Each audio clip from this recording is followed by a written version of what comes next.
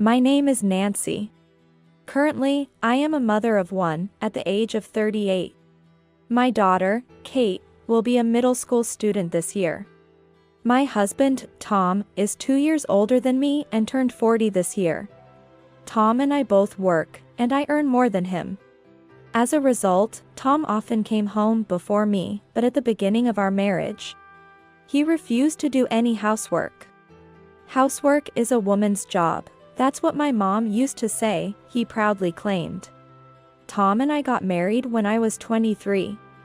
We met through a college friend, continued our relationship into our professional lives. And he proposed to me.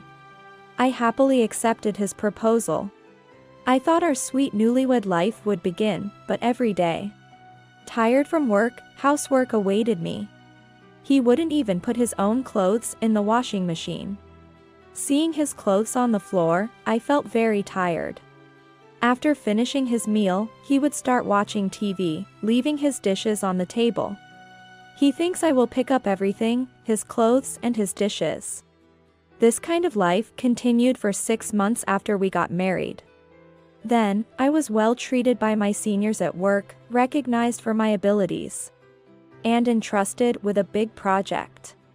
Of course, I told Tom that I would be busier because of the project. He was happy for me, saying, "That's amazing to be trusted with such a task." But it didn't seem to make him want to do the housework. When I had to work overtime for a big project, he would message me, "Isn't my dinner ready? I'm still at work, so how can I prepare dinner?" I replied. To which he responded with a ridiculous message. "Can't you, as a housewife, prepare dinner in the morning or something?" I got irritated and ignored the message, focusing on my work. While I was working overtime, Tom sent me multiple messages. "Where's my dinner? If it's not ready, I'm going out to eat." Reply to me. I thought an adult male should be able to prepare his own meal. But it seems he doesn't think that way. When I finished overtime and returned home, he was not there. I made myself a simple stir-fry and had a late dinner. Then, Tom came home, reeking of alcohol. Seeing me eating dinner, he frowned. "You didn't make dinner for me, but you made some for yourself? Were you trying to spite me? I told you, didn't I? I was entrusted with a big project. So I'll be working overtime and will be busier than before. So why did you think your meal would be ready when you came home before me? As an adult male, you should be able to prepare your own food. But, you're the housewife." Housewife? What's that? Are you saying that because I'm a woman, you expect me to do all the housework and work too?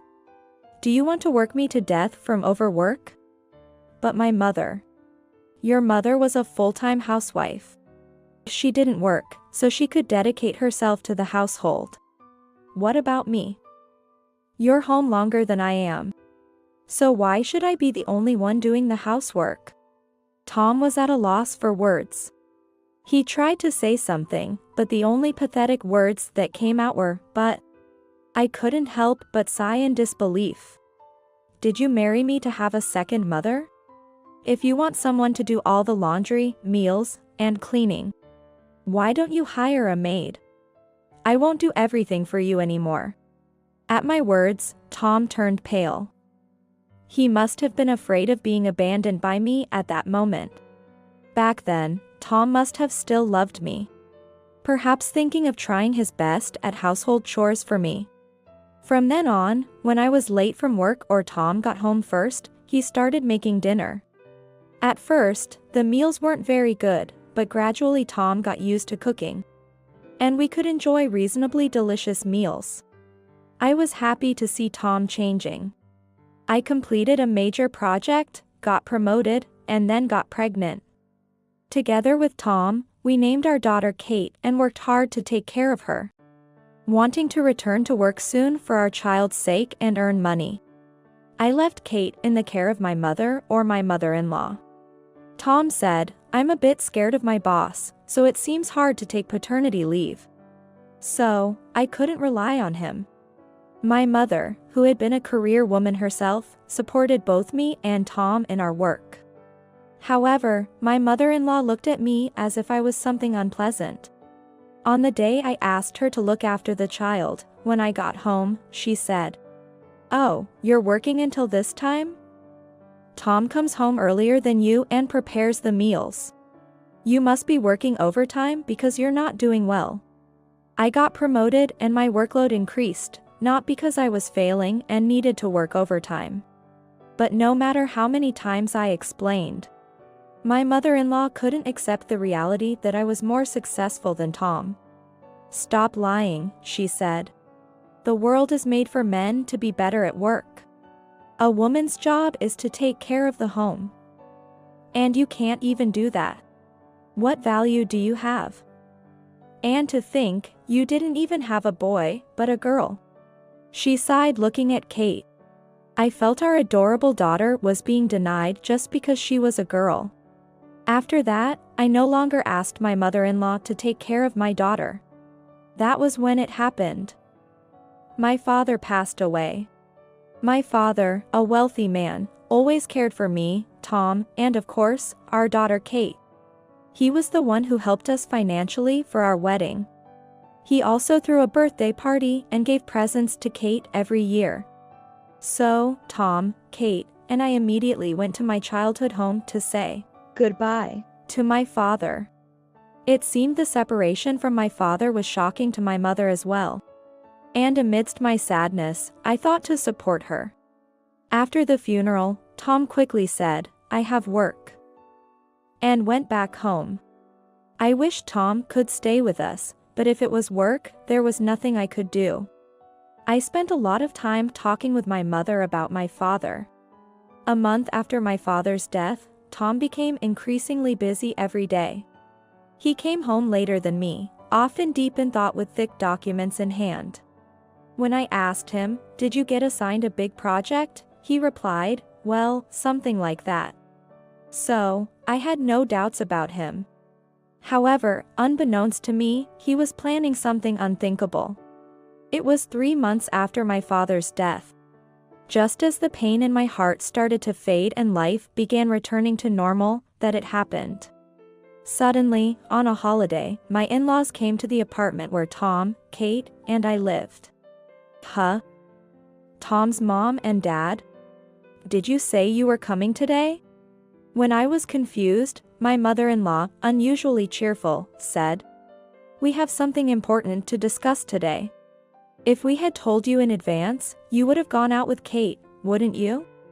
This is a discussion that can't happen without you, so we intentionally didn't tell you." No, if it was an important discussion, I would have attended. Apparently, they thought I would run away. Of course, if there was an important discussion, I would attend. Kate would also sit through the discussion without a fuss if she was told it was important. But what could this sudden important discussion be about? Since it concerned the family, Kate was called to the living room, and we surrounded the table with my in-laws. Then, my father-in-law spread out a large piece of paper on the table. I asked an architect I know. "I think it will turn out to be a nice house. My husband and I will have 3 rooms, a room with a fireplace, a bedroom, and a hobby room. There's also a veranda. I'm really looking forward to it. Kate's room will be on the 2nd floor. Tom and Nancy's room will also be on the 2nd floor. And then there's a room for Tom's hobbies." Wait a minute. What are you talking about? I was confused by the paper that looked like a house layout. But I interrupted my mother-in-law's relentless explanation. Annoyed, my mother-in-law frowned. "What do you mean, a what?" "It's obvious, isn't it? We're talking about a 2-family house. A multi-generational house for us to live with you." "What? A 2-family house? You mean living together?" There had been little interaction before, and suddenly living together. Moreover, my mother-in-law dislikes me, and both Kate and I are uncomfortable around her. There's no way we could live happily under one roof with such feelings. Kate also grimaced beside me. You know, Tom is our only son. It's natural for you to live with us and take care of us, isn't it? We thought about you and chose a really nice island kitchen. And a luxurious bath, sparing no expense for the house. I was dumbfounded. However, Catherine continued to talk, paying no attention to my reaction. I plan to order furniture from the place known for high-end interior items. The land is spacious, and the land cost was a bit high, but it's fine, right? Your father's inheritance is there, after all. Huh? A word that further bewildered me came out, and I involuntarily raised my voice. My father's inheritance? Are you talking about that? Catherine spoke confidently. There's no use trying to hide it. I heard it from Tom. Your father is wealthy, isn't he? He seemed to be hiding it from us, but he kept silent because he has money. He may have thought about not giving us money, but it's futile. I know there's an inheritance of $2 million. I glanced at Tom, and my mother-in-law claimed she had heard it from him. While it's true that I casually mentioned the inheritance to Tom, he should not have been involved in decisions about the inheritance, let alone building a two-generation house and living together. Perplexed, I asked Tom, "Did you really say that? Are you in favor of living together?" Tom sighed heavily and said, "Of course, why wouldn't I be? Until now, you've been earning well. And I've been helping with meals and household chores. But I've had enough." Tom continued, "From now on, even if you slack off, I don't have to do household chores because Mom is here. Besides, if you have $2 million, half of it should be mine, right? You don't have the right to complain about how I spend it." Wait a minute.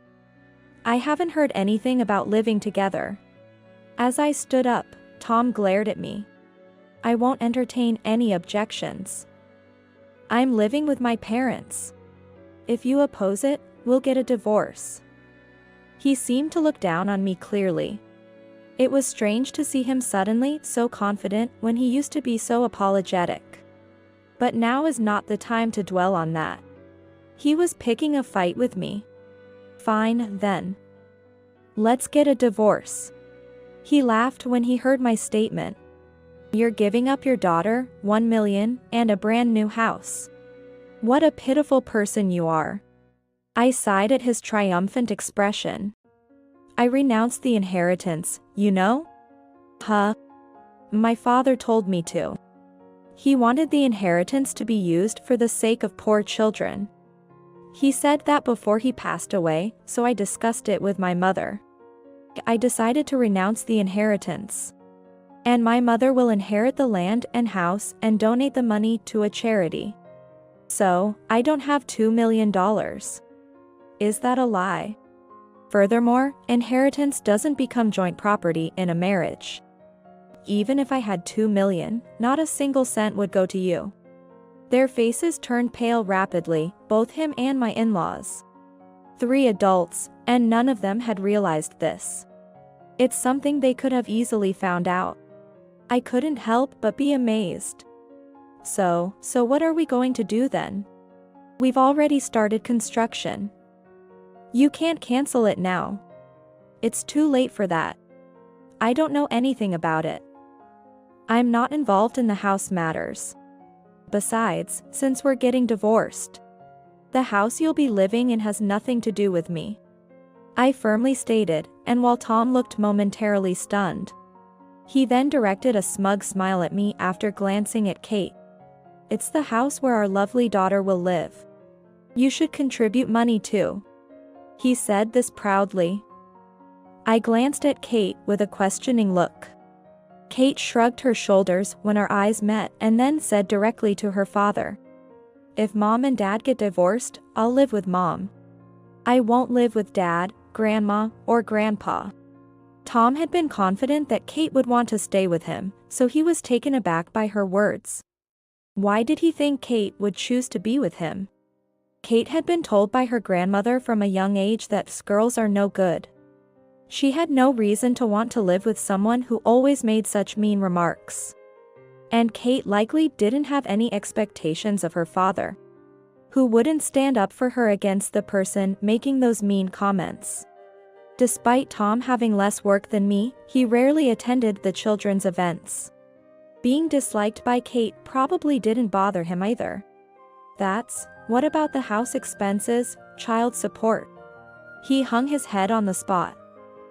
With the intention of acting quickly, I separated from my in-laws and got a divorce application from the municipal court, filing it.